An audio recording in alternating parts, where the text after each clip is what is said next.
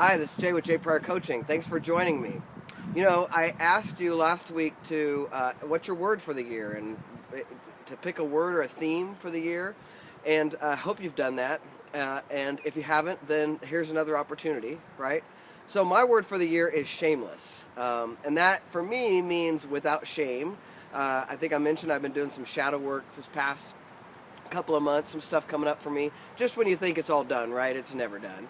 You have more to clean out, right? Because going through this journey is about getting everything out of your way, of being 100% powerful.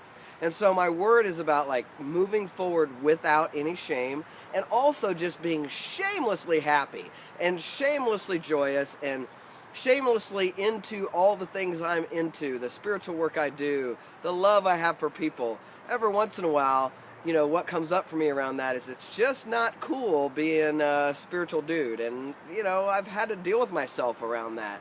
And so this year it's really about me being shameless about that. So if you don't have a word or a theme, again, I invite you to choose one.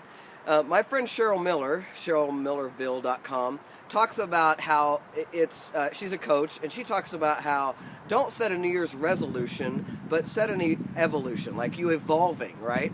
And so what word for you would have you evolve? What theme would have you really evolve this year? I invite you to consider that. And then I invite you to meditate on it and think about, if that word were alive and real in your life, what could be possible this year, right? And then the next thing I invite you to do is to collage it, right? I have all my clients, for the most part, working on their vision boards for the year. And what I encourage you to do is to consider the word that you have for the year, and then all that makes possible, right? If you had that word in you, in your life, what would that make possible? And then sit down and just start tearing out pictures and magazines if they inspire you.